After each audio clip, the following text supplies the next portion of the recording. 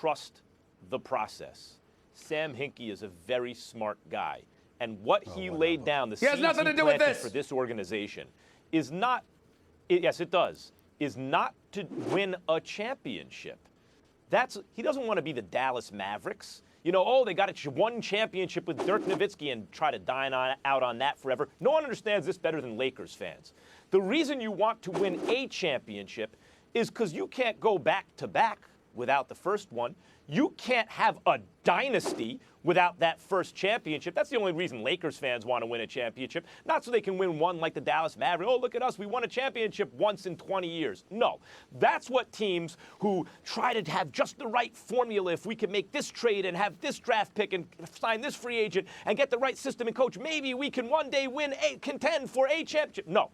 What Hinkie saw was the reason you tank for years on end, which you lamented, Stephen A., is because to find generational talents, it's not just having a couple ping pong balls in one draft. The guy might not be there in that draft, or your number might not come up in that draft. It's to have as many ping pong balls as possible in as many consecutive drafts as possible so that you're likely to find a generational talent, or if you're really lucky, two of them, which is what the Sixers have. And why do the Lakers understand the process better than others? You need to win the first one to have a dynasty. Because they lucked up and got Magic Johnson, and they already had Kareem. And for the first time since then, or at least Penny and Shaq, you have generational talents at the point guard and center positions.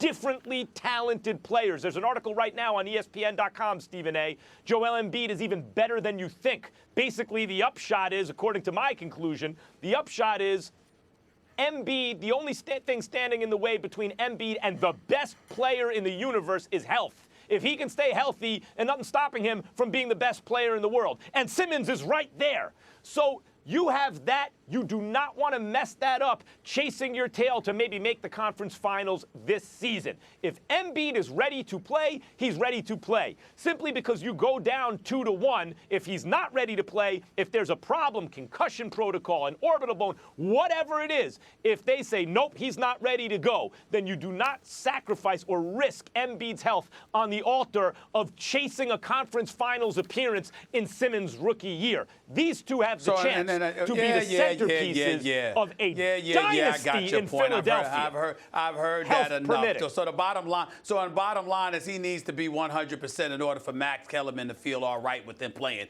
You know what to say? In other words, he's sitting up there, he's standing around, he's walking around, he's practicing with the team, he's shooting around before games, he's begging to play, he's ready. But oh my God, the playoffs, no, that's not the priority. We want to make sure that you're ready for next year because your eye has to be 100%. Very few things in life are 100%, particularly for a professional athlete who's going out there and playing. You're going to get injured from time to time. You're going to get hurt. At some point in time, I'm not trying to sit there and say that a player is the be-all, end-all, that a player has to sit up there and make his own decisions, but it should factor into the equation because everybody's threshold for pain and beyond is not the same. Joel Embiid is begging to play. He is ready to play in his eyes. They want to sit up there and hold him out. Why exactly? What exactly is it that you're going to be able to say a week from now that you can't say by Saturday? I mean, you got to be kidding me. This is the playoffs. And oh, by the way, this whole process you want to praise and all this other stuff. See, it's people like you that really, really disgust me with this stuff. It's not about winning. Winning's not the priority. See, there's stuff like that that people like that don't deserve jobs in the heat of competition. Because let me get this straight. If the priority isn't about winning, then why are you there? Why are you there? It's the playoffs. It's the playoffs, It is all man. about winning. What you mistake for not having the priority winning is you confuse your short-term incentives or allow your short-term incentives to interfere with your long-term goal. How is it interfering with the long term? Over a period of time. You still haven't explained to me. It's not wasting a talent like this. No. You still haven't explained to me the long term. What's being compromised long term here? Orbital bone. What's being sacrificed? If Joel Embiid indeed plays in Game 4 because the Sixers lost Game 3 to the Heat, that will indicate, in fact, it was a borderline call. He was more or less ready to go, and they were just erring on the side of caution. Okay. But if he's not there, it's because they have reason to believe he's jeopardizing his health. And that's game not my, four that's in not the the question I asked you. That's not Ben the Simmons' question rookie I season asked you. Is not that's not the worth question I risking asked. Joel Embiid's health. I did not ask you. You do this What's all the question? time. You want my medical opinion on Joel Embiid? I asked you a direct question. No, what I asked you was, what's the long-term risk? That's what I asked you. He comes back Where's too the early answer? and gets hurt even more because he's dealt with multiple injuries throughout his career. What are you talking about? If he goes out, he comes. If he goes out, what happens, Joe?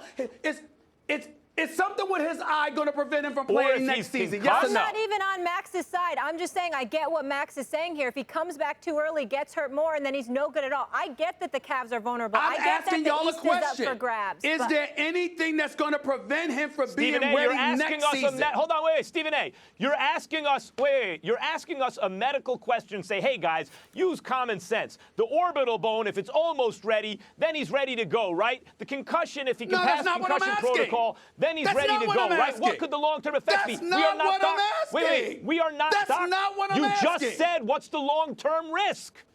What's the question? I will answer it directly. What's the question? I said, is there anything that y'all can think of with this orbital bone injury that will prevent him from playing next season? Next season. That's what I just said. We are not medical doctors. I don't know if the Sixers are holding him back. They may have a medical reason. Maybe it makes his eye vulnerable. Maybe it's a concussion coming back. He'd still be able to play next season. But they have reason to hold him back, or else he'd be playing. He'd still be ready to play next season. So if he'd be ready to play next season, then all that matters is now. Stephen A., maybe they're just paranoid because every guy they draft never plays. They are paranoid.